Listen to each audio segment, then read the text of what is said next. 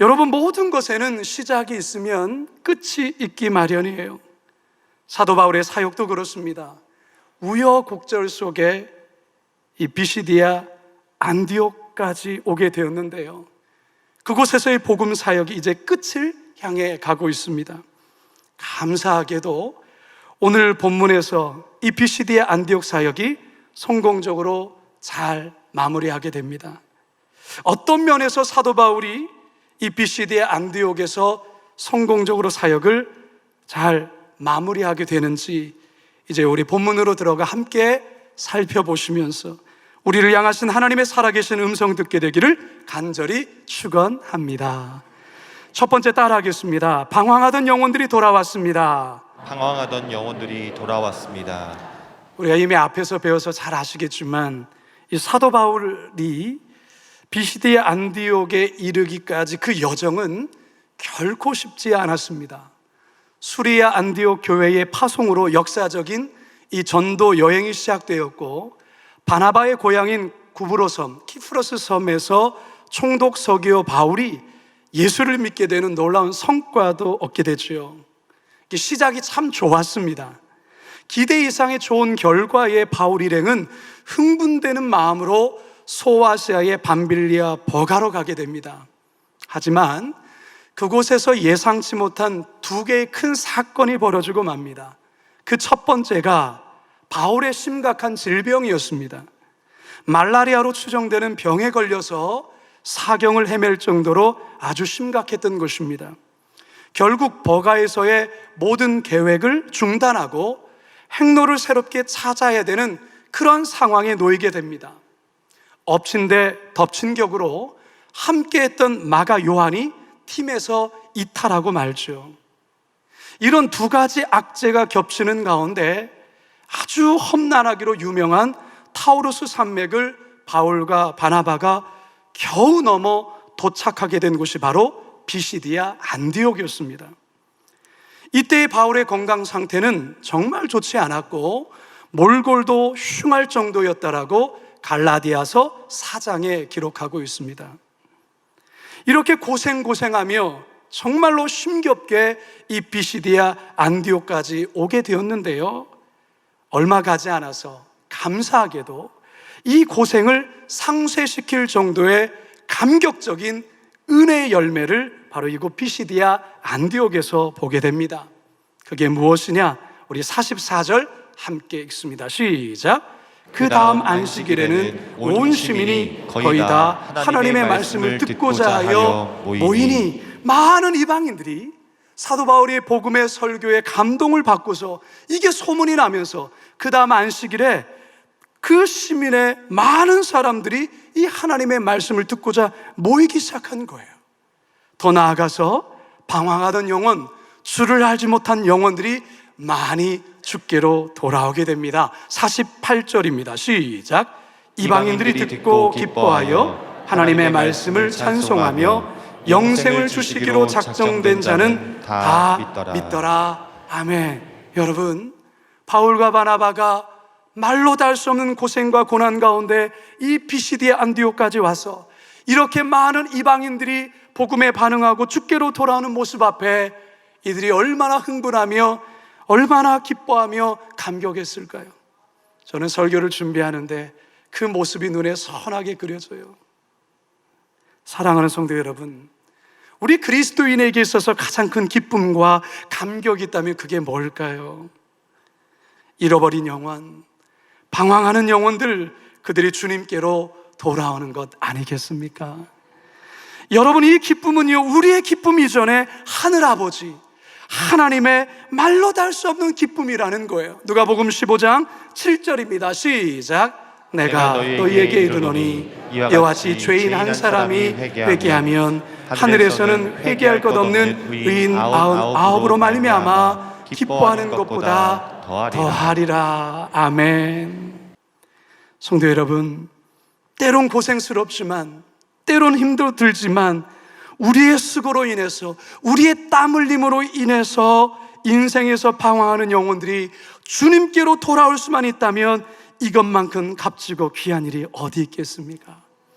바울이 그 고생을 하며 죽을 고생을 하면서 그들이 이 선교 여행을 포기하지 아니하고 비시디아 안디옥까지 왔던 이유는 바로 여기에 있는 거예요. 방황하는 영혼들, 그들에게 복음 전하여 그들을 주님께로 인도하고 싶은 그 열망 때문이라는 것이죠. 바라기는 우리들 또한도 우리의 시간을 통해, 우리의 물질을 통해, 우리의 재능을 통해, 우리의 수고를 통해 방황하는 영혼들 더욱더 많이 주님께로 돌아오도록 수고의 땀을 흘릴 수 있는 성도들 다 되시길 주님의 이름으로 축원합니다. 두 번째, 따라 하시겠습니다. 사단의 큰 방해도 있었습니다. 사단의 큰 방해도 있었습니다. 여러분, 악한 영은요, 복음 전하는 것을 가장 싫어합니다. 왜요? 복음이 전해지는 그곳에 빛이 들어가고 소망이 들어가고 생명이 들어가고 어둠의 자녀들이 하나님의 자녀로 변화되기 때문에 사단은 온갖 수단과 방법을 다 동원해서 이 생명의 복음 전해지지 못하도록 방해하고 회방을 놓는 거예요. 바울 일행이 구브로 섬에 들어가 서기오 바울 총독에게 복음을 전할 때에도 거짓 선지자 엘루마가 아주 격렬하게 방해를 했어요. 사도행전 13장 8절 함께 읽습니다. 시작. 이 마술사 엘루마는 이 이름을 번역하며 마술사라. 그들을 대적하여 총독으로 믿지 못하게 심쓰니, 총독으로 믿지 못하도록 심었다라는 거예요. 이 같은 모습은 오늘 비시디의 안디옥에서도 동일하게 나타나고 있습니다. 바울의 설교에 은혜를 받은 많은 사람들이 주변에 소문을 내자 구름대와 같이 많은 사람들이 유대회당에 몰려왔어요. 그러자 유대인들이 시기가 충만해서 분을 내기 시작합니다. 45절입니다. 시작. 유대인들이 그 무리를 보고 시기가 가득하여 바울이 말한 것을 반박하고 비방하고, 바울의 설교에 사사건건 트집을 잡고 반박하며 비방을 했다라는 거예요. 심지어서 도시의 유력한 자들의 마음을 선동질해서 결국 바울과 바나바를 내쫓아버립니다. 50절입니다. 시작. 이에 유대인들이 경건한 귀부인들과 그 신의 유력자들을 선동하여 바울과 바나바를 박해하게 하여 그 지역에서 쫓아내니. 사랑하는 성도 여러분, 하나님의 은혜가 있는 곳에는 반드시 어둠의 역사도 있다는 사실을 기억해야 됩니다. 다시 말해서 어둠의 역사, 사단의 방해가 있다는 것은 그만큼 하나님의 은혜의 역사가 있다라는 또한 반증이기도 합니다. 그렇기 때문에 여러분, 사단의 공격에 대해 두려워해서는 안 됩니다. 영적 분별력을 가지고 하나님의 전신갑주를 단단히 입고 무장하며 믿음의 선한 싸움을 싸워야 하는 것이죠. 에베소서 6장 12절과 13절입니다. 시작. 우리의 씨름은 혈과 육을 상대하는 것이 아니요 통치자들과 권세들과 이 어둠의 세상 주관자들과 하늘에 있는 악의 영들을 상대함이라. 그러므로 하나님의 전신갑주를 취하라. 이는 악한 날에 너희가 능히 대적하고 모든 일을 행한 후에 서기 위함이라. 아멘. 여러분, 이 에베소서 6장 말씀에 아주 중요한 영적 전쟁의 원리를 우리에게 하나 알려주고 있는 게 있어요. 우리의 씨름은 혈과 육을 상대하는 것이 아니래요. 이 말은 무슨 말이냐? 사람을 상대하는 것이 아니라 그 말이에요. 통치자들과 권세자들과 이 어둠의 세상 주관자들, 하늘에 있는 악의 영을 상대하는 것이라는 거예요. 그런데 엉뚱하게도 사람을 상대하여서 영적 전쟁을 벌이려는 것은 어리석은 짓이에요. 여러분, 우리는 영적인 배후에서 역사하는 사단과 영적 전쟁을 싸워야 되는 것이에요. 오늘 본문에 보면 시기심에 가득한 이 유대인들은 그 유대인들 배후에서 역사하는 어둠의 영을 보실 수 있어야 된다, 그런 말이죠. 유대인들은 특별히 말을 통해 이 바울을 공격하고 있는 것을 볼 수 있어요. 바울의 말에 반박하고 있죠. 비난하고 있어요. 여러분, 말에는 권세가 있습니다. 말에는. 세상 사람들도 말하는 대로 이루어진다 이런 말 하잖아요. 말하는 대로 되는 거예요. 말에 권세가 있기 때문에 그렇죠. 자, 그런데요, 이 말하는 권세를 하나님도 사용하시지만 사단도 이용한다라는 거예요. 사단은 사람의 부정적인 언어를 이용합니다. 죽음의 언어를 이용해요. 이간질하는 언어를 이용합니다. 분열시키는 언어를 이용해요. 분노하는 언어를 사용해요. 반대로 하나님은 믿음의 언어를 사용하십니다. 희망의 언어를 통하여 역사하십니다. 긍정의 언어를 통하여서 우리의 삶을 회복시킵니다. 감사의 언어를 사용하세요. 용서의 언어를 통하여서 깨진 관계를 회복의 역사를 이루어준다, 그 말이죠. 따라서 사랑하는 성도 여러분, 우리는 이 유대인과 같이 누군가를 찌르며 공격하는 말을 해서는 안 돼요. 아름다운 언어, 믿음의 언어, 덕을 세우는 언어, 남을 기분 좋게 언어를 사용해야 되는 것이에요. 자, 우리 옆 사람에게 실습하게 보겠습니다. 옆 사람 바라보시면서 아름다움이 죄라면 당신은 사형감이에요. 자, 이렇게 아름다움이 죄라면 당신은 사형감이에요. 참 신기해요. 이건 몇 번 하는데도 할 때마다 여러분 너무 행복해 하시는 걸 봅니다. 잠언 16장 24절의 말씀 함께 읽습니다. 시작. 선한 말은 꿀송이 같아서 마음에 달고 뼈에 양약이 되느니라. 여러분, 절대로 자녀 앞에서 이 빌어먹을 놈 이런 말 하지 마세요. 그러면 빌어먹는 인생이 돼버려요. 너 저 다리 밑에서 주워왔어 이런 얘기 하지 마세요. 이 망할 놈의 자식 이런 얘기 하지 마세요. 화가 나더라도 이 흥할 놈아, 이 잘될 놈아 이렇게 말하세요. 말한 대로 됩니다. 분노에 찬 유대인들이 결국 그들의 말로 그 지역의 유력한 자들을 선동하더니 결국 바울과 바나를 쫓아내버렸어요. 여러분, 사단은요, 언제 어떤 모양을 통해서든 우리 믿음의 사람을 공격할 준비가 되어 있어요. 어떻게든 흔들고 공격하며 실족하게 만들려는 것입니다. 따라서 여러분 각자가 하나님의 전신갑주를 잘 입으셔야 돼요. 전신갑주, 하나님의 전신갑주 한번 확인해 봅시다. 구원의 뭐죠? 투구, 머리를 보호하는 거. 이게 구원의 투구라는 거예요. 의에 호심경, 흉배라고 하죠. 심장을 보호하는 것, 의라는 것. 이게 우리의 의가 아니에요. 예수 그리스도의 의예요. 십자가로 인하여 우리를 깨끗게 하신 예수 그리스도의 의로 가슴을 지키라는 거예요. 그리고 진리의 허리띠. 자꾸 이게 내려오니까 진리의 허리띠로 단단히 묶으시라는 것이죠. 그리고 믿음의 방패. 사단의 불화살을, 의심의 불화살을, 분노의 불화살을 믿음의 방패로 막아내라는 것입니다. 평안의 복음의 신발을 신으시라는 것이죠. 더 중요한 것, 진리의 검, 곧 무엇의 검? 성령의 칼, 성령의 검을 들라는 거예요. 무시로 성령 안에서 기도하면서 영적 공격을 막아내셔야 합니다. 바라기는 우리 모두는요, 사단에게 노출된 대상의 표적이에요. 여러분들이 주님을 사랑하고 더욱더 봉사하고 주를 위하여 더욱더 헌신할수록 여러분 더 표적이 되는 것이죠. 그럴 때 여러분, 사람이 아니라 그 뒤에 역사하는 어둠의 영이 있다는 것을 기억하시고 어떠한 사단의 방해에도 넘어지지 마시고 여러분 믿음의 전신갑주 잘 입으셔서 하나님의 전신갑주를 잘 입으셔서 여러분 승리하시는 성도들 되시길 주님의 이름으로 축원합니다. 마지막 세 번째 따라 하시죠. 기쁨과 성령으로 충만했습니다. 기쁨과 성령으로 충만했습니다. 이 유대인들의 조직적이고도 악랄한 이 박해에 결국 이 바나바 바울은 비시디아 안디옥을 떠나게 됩니다. 우리 51절을 함께 읽어봅시다. 시작. 두 사람이 그들을 향하여 발에 티끌을 떨어버리고 이고니온으로 가거늘. 이 발에 티끌을 털어버리는 행동은요, 당시에 유대인들이 종종 이방인 마을을 지날 때 이 부정을 떨어버리는 의미에서 이 같은 행동을 했어요.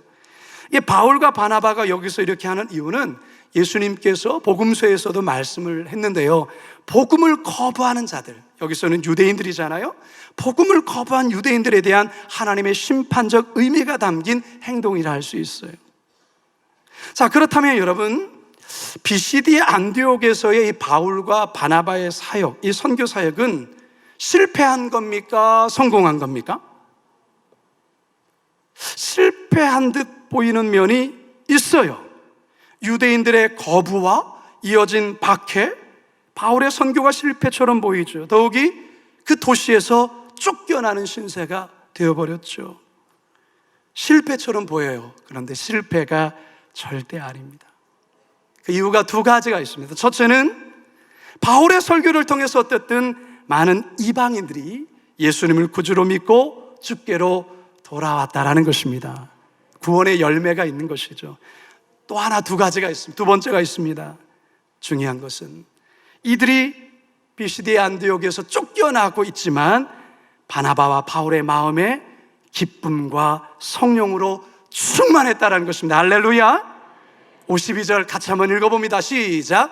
제자들은 기쁨과 성령이 충만하니라. 성령으로 충만했다라는 것입니다. 이것이 이들이 성공한 증거인 거예요.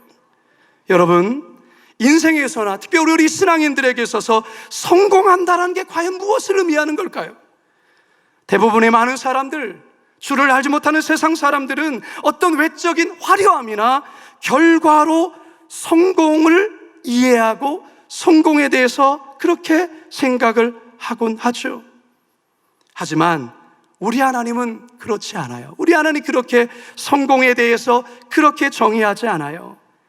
우리 하나님은 외적인 면보다 내적인 면을 더 중요하게 여긴다는 거예요. 아무리 외적으로 화려하고 큰 결과를 만들어냈다 한들 내면 안에 기쁨이 없고 내면 안에 평화가 없으면 그것은 성공한 것이 아니라 실패한 거예요.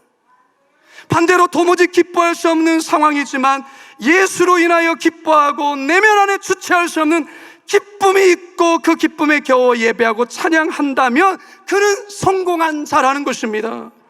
바울과 바나바는 비록 비시디 안디옥에서 유대인들의 비난과 공격을 받고 더 나아가 억울하게 쫓겨나는 신세까지 되었지만 그 안에 샘솟듯 솟구쳐오르는 기쁨으로 찬양하고 감격하고 성령 충만한 가운데 하나님을 예배했단 말이죠. 이게 비시디 안디옥에서 성공이 아니면 뭐겠어요? 저는 여러분께 질문하고 싶습니다. 여러분은 성공한 인생이십니까? 지금 성공한 인생으로 살아가십니까? 한 분만 대답하시네요. 우리 오성래 권사님이 대표로 크게 얘기해 주시는 것 같아요. 무엇이 여러분을 성공한 인생이라 말해줍니까? 어떠한 권세입니까? 높은 지위입니까? 남들 부러워하는 좋은 학벌입니까? 수십억, 아니 더 나아가 수백억의 자산이 있다라는 그것입니까? 여러분, 그것이 여러분을 성공한 인생이라 말해주는 것입니까? 여러분도 그렇게 생각하십니까? 어느 정도 맞는 말일 수도 있어요. 그러나 더 중요한 게 있어요. 우리 안에 예수 그리스도가 없이 아무리 외적인 화려함과 세상이 부러워하는 인생을 산다 할지라도 그는 성공한 인생이 아니라 실패한 인생이에요. 반대로 나의 삶은 여전히 어려움도 있고 힘겨운 삶도 있지만 내 안에 예수 그리스도께서 계시다면 그는 누가 뭐라 해도 성공한 인생이라는 것입니다. 따라서 사랑하는 성도 여러분, 가장 중요한 성공의 기준을 잃지 마시기 바랍니다.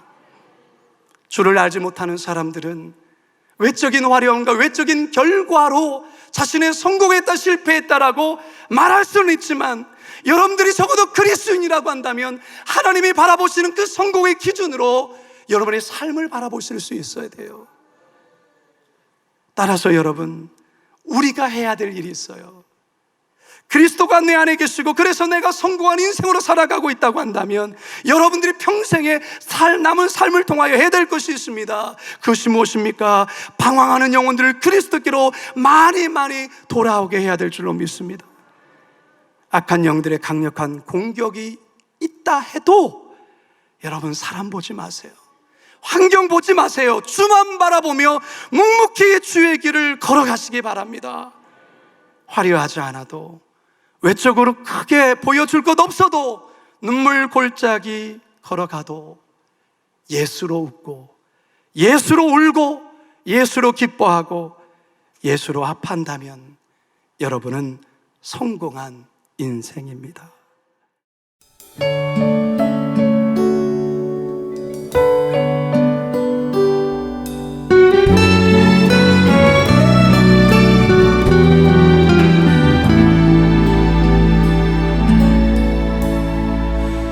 예수 사랑하심을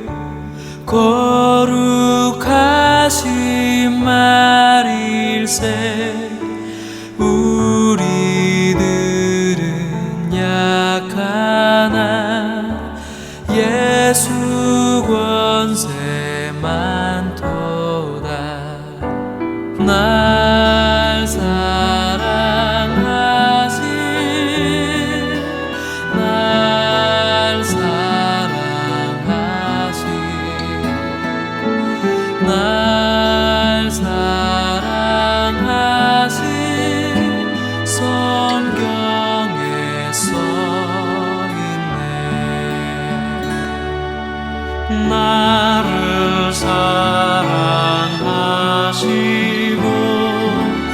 나의 죄를 다 씻어 하늘 문을 여시고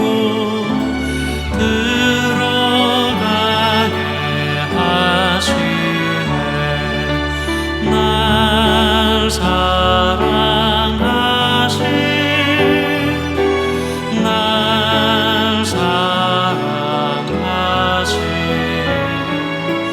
날 사랑하신 성경에 써있네.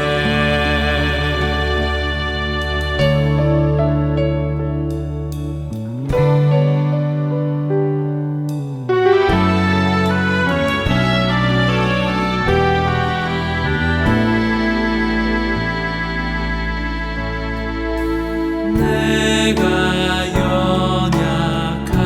연약할수록 더욱 귀히 여기사 높은 보좌 위에서 낮은 나를 보시네. 날 사랑하신